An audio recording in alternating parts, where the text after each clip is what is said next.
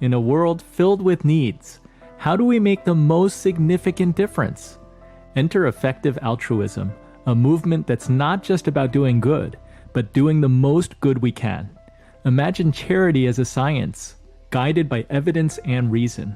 It's about maximizing overall well-being, choosing causes based on impact, and considering long-term effects. Organizations like GiveWell are leading the way, evaluating charities and supporting this thoughtful movement. But it's not without debate. Critics argue that quantification may overlook local needs or lead to complex decisions. Yet effective altruism challenges us to think critically. It's a call to action, urging us to look beyond what feels good and strive for what will do the most good. In our giving, may we embrace this analytical compassion, recognizing that every choice can be a step towards a better world.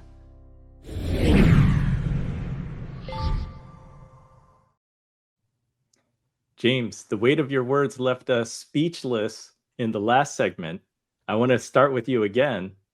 Can you explain what effective altruism is? And I know that you have some hot takes on this subject. Well, I think the video just captured it. You know, it's really about trying to do the most good with every dollar or everything that you give. And I think in concept, you know, in theory, I'm all for that. I think there are some major pitfalls that we have to be wary of so that we can avoid them. And, you know, we've all heard in sort of, you know, the business management world, the mantra, what gets measured gets done.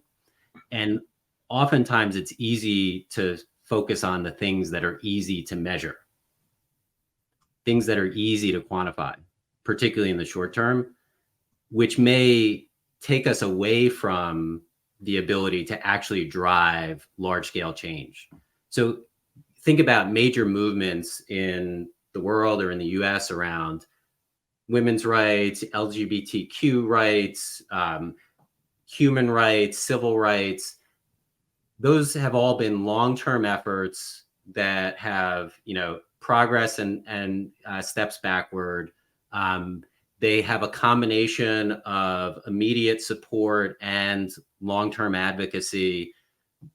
It's really hard to measure how much difference what you give is making in the grand scheme of those movements. Does that mean that those are less important? And so oftentimes as applied, effective altruism, to me, tends to focus on the things that are easy to measure, but may often miss the mark on most important. And so I think that's a dynamic that we all just need to be aware of. I am all for making sure that mission-driven organizations are measuring their progress, clear on their objectives, shooting for long-term outcomes, and holding themselves accountable to that. To me, that's different from overly simplified measures that may actually get in the way of long-term progress. The idea of maximizing one's impact sounds really good to me on paper. But as James pointed out, it can raise ethical or practical questions. Maggie, do you see, like when you're in Nepal, is there a huge potential to overlook local and smaller scale needs? I mean, it's hard. Like we always want to be looking at macro and then like the really small baby steps. And one thing that I noticed in international development is that we were doing these like very scratch the surface, like these instant give every kid a uniform or a 25-cent, you know, tablet saves a child's life, or, you know, clean water. But really, and it's all important, and it's all, you know, when you look at the metrics as a whole, we want to be advancing forward. And at the same time, you know, we're looking at building healthy communities. We're looking at building healthy, thriving children. And so the issue is that when you have those instant, like, fix the problem now, uh, instead of like this deep grass-rooted, a child becomes an orphan, right? And now we're in orphan care. Well, there were 10,000 things that we needed to do to prevent that crisis from happening in the first place. And so I think we just need to look at the whole experience holistically and start coming up with community driven initiatives. And yeah, there's a time and place for all of it. But yeah, I think these issues are very complex and very layered, and it takes time. And we can't, I think James would agree, like you just like to expect this instant fix. It's time. It takes time. It takes patience. It takes generations, and complex issues take complex problem solving. And that's one thing I've learned from living in a community now for 18 years. It's like there's no quick fix. In fact, a lot of the things that we're able to improve upon are there aren't metrics for them. There's not a metric that says, well, how happy is the child playing in the Kaboom play? Like, how do you measure the success of that, right? But that could be the critical, most important thing in that child's life, right? That they had a safe place to play. And so this field of philanthropy, and it's complex and it's layered and it's deep and it takes patience and it takes deep understanding, deep investment, and we need to think about it that way as an industry, as a holistic, community-driven, community-based approach, and take it one step at a time. Paul, you're the researcher among us. Organizations like GiveWell produce research on where to give based on impact per dollar.